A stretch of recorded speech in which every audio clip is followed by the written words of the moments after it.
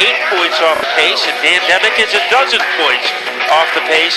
So we have 3 drivers in pretty good shape as we get ready to raise the curtain and break the seal on a spectacular night of motorsports. And the seal is broken. The action is there as they thunder down at turn number 1, and it appears that Phil Evans is trying to hold on in the upper groove, but Chris Bagnell continues to fight back. They're 2 by 2 in a pair of 6 as they head down into turn number 3, and Evans is broken away. 3-car battle, Matt, for seconds. Boy, it's not too early to have a 3-wide battle. Alexandra Ferd is not backing out of it. She is right in the epicenter of that battle, trying to get second away from Trace Spire. Meanwhile, Dembeck moves into the 4th spot. Latois goes up the hill to the outside, but Alexandra Fern still holds on for second. Leader of the pack is still Evans. Car number 84 heads down onto pit road off turn number 4. 3 cars now contending for second, Matt, but still Alexandra Fern in the Safeco car continues to hold on to that runner-up spot. Boy, she is surrounded by Dembeck and Meyer, and now Frank Latois. He is looking to nosedive his way underneath the 29 car, but right now it's a man they call Motown. Phil Evans in command of this race. Chase Higgins off the racetrack. Jake pulls down on pit road, back up front. Leader of the pack still remains Evans, and meanwhile Tyler Trott is trying to close up the gap, and he's right there with Frank Latois. Latois continues to apply the pressure. He is working over our 4th place car, and that is currently Byers. And Brandon Michael is now moving closer to the front of the field. So is Zach Robinson, but Evans is still the leader. But look at Alexandra Fern fighting to hold on, and to challenge for the number 3 spot is Dan Dembeck. Speaking of fighting, look at Frank Latois, car number 33. As he tries to slip underneath Trace Spire, he is dead even. They are frozen together like popsicles as they go into turn number 3. Latois and Trott have the same DNA. They both like to come on strongly during the second half of the race. And it certainly is a long way from the second half right now.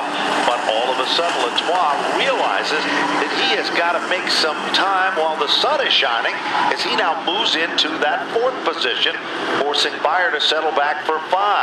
Out in front, Evans is still there. Alexandra Fern still in second, and Dan Dembeck setting in the 3rd spot. And here comes Frank Latois. And he has inside position, and he is able to swoop his way into the top 4, and now he's going after Dan Dembeck. And that should be a very entertaining battle. Dembeck putting the pressure on Alexandra Fern. Sure is, and of course she has run a flawless race so far. 6 of the 15 are now history. Here comes the halfway marker. Evans has been the leader, but no cakewalk there. And Alexandra Fern still in second. Dembeck in 3rd. Frank Latois in the 4th position. And look, here comes Meyer again, trying to challenge Tyler Trott for position number 5. Now Latois made a move against Dembeck, thought better of it. Let's see what happens now as they rush their way into the 4th quarter. And it's still Dembeck with a pretty good grip on 3rd place. The action is for the lead, as Phil Evans' lead has been reduced by Alexandra Fern, and now Fern is trying to swing to the outside of the track. Well, all that's been happening up front. Dembeck saw a little daylight. They almost touched like 2 cymbals in an orchestra in the battle for second. But she refuses to give up. Her car gets a little loose off turn number 4, and now all of a sudden Dan Dembeck by inches has moved into the runner-up spot.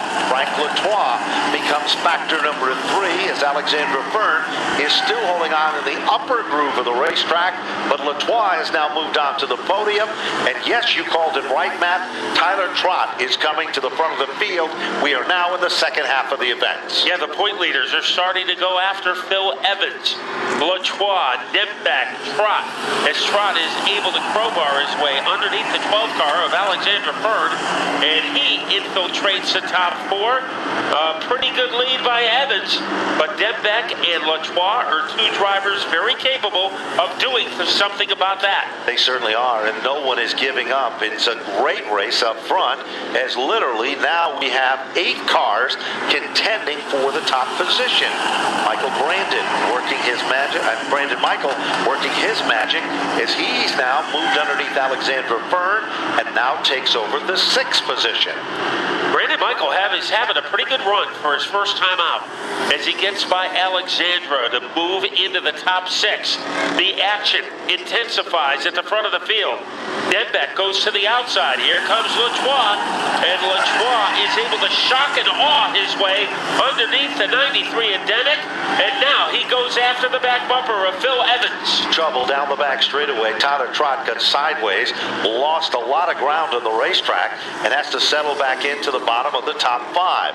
Not over with yet. Popsicle sticks are up, and Evans is hunted down by, of course, Frank Latois, the current point leader and champion. They touch in turn 2. Denbeck is right there. Evans continues to string it out, and all of a sudden there's Beyer. We almost counted him out. And he is trying to get underneath Denbeck. It didn't happen. We get ready for the final lap, but the yellow is out. Car number 16, we believe, is the cause. Nicole Chambrello that spins dead center between turns 1 and 2. And Matt, that's going to change. On the line. His son, PJ, races in the Wild Thing karts on Monday. PJ has 2 victories. Dad only has 1. So I think Dad might like to win tonight to even the score against himself and his son. Good story there is, again, Frank Latois, defending champion, comes back and is the point leader here at Stafford as well. He, too, is a graduate from Monday Night Kart Competition as well. Denbeck, Byers, Tyler Trott gets, well, a second chance at this one. And, of course, the number 74 machine for Brandon Michael. Here they come off turn number 4. Place your bets now because we're in the final stage. There's the green. It'll be followed by the white and then the checker. And Evans has a little more giddy up initially on the start. Yeah, he got the exact kind of jump he needed. But now they're coming after him. Latois to the outside, the white 33. The black 93 to the bottom. And Tyler Trott looked like we were writing his obituary a couple of laps ago. He is back into the top 4.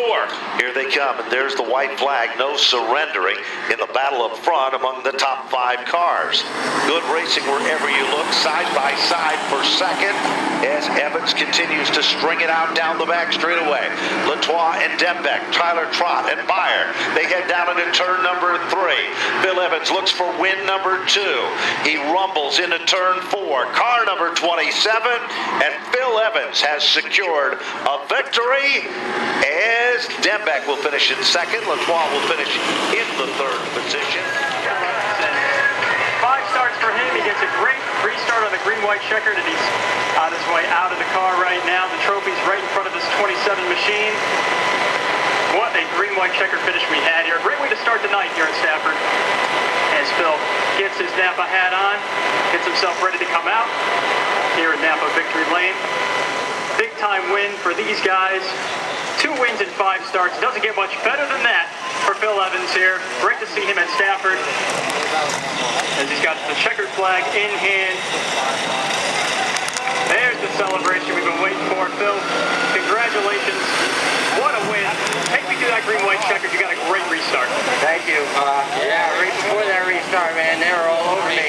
You know, the car was really tight, and man, I was doing everything I could to keep them behind me. But that last restart, I got a good jump on them, and they got too wide into one, and it helped me out a ton.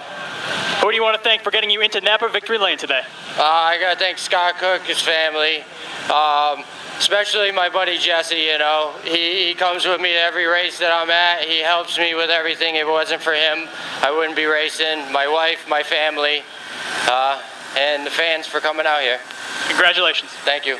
Phil Evans, the dark horse here in the Dare stock. He gets his 2nd win of 2015. And let's now head over to Tony Sutton, who's got 2nd place. Well, Dan, a great race out there. I'll tell you what, you put up a really good battle for a 2nd spot, but the last couple laps, it seemed like your car you went just a little bit away. Yeah, I went a little bit away at the end. It was loosening up just a little bit. I mean, Frankie gave me a run. He raced me clean. I love that. I'd like to thank all the guys working on my car, Fish, his son, the guys that rent a race car, helping me to get back on the track. I wouldn't be here if it wasn't for any of these guys. I thank my mom, my girlfriend, especially my dad, taking his car apart every week, putting it back together. That's about it. Well, 3rd place right here. Well, Frankie, Hey, good performance out there on the podium. You earned it. Yeah, the car was really good. Had to add weight after the second win last week, but I mean, the car almost seemed faster in a way. If you ask me, that was the fastest car on the track. If we didn't get that caution, we really had something for the win in those last 2 laps. But last week I forgot the most important person to thank, and that's Dave Miller at Auto Machine. So I want to thank him. I want to thank Gil, the whole team, my dad, all the sponsors, Zeke's Pump Service, Tommy's Tattoo, Napa, everybody, all the fans out here. Just I'll get all the other ones next week. Mike Latour, a little out of breath after 15 hard laps in the Dare division. We're wrapping up the celebrations down here. We'll send it back upstairs. Well, a very happy Tommy.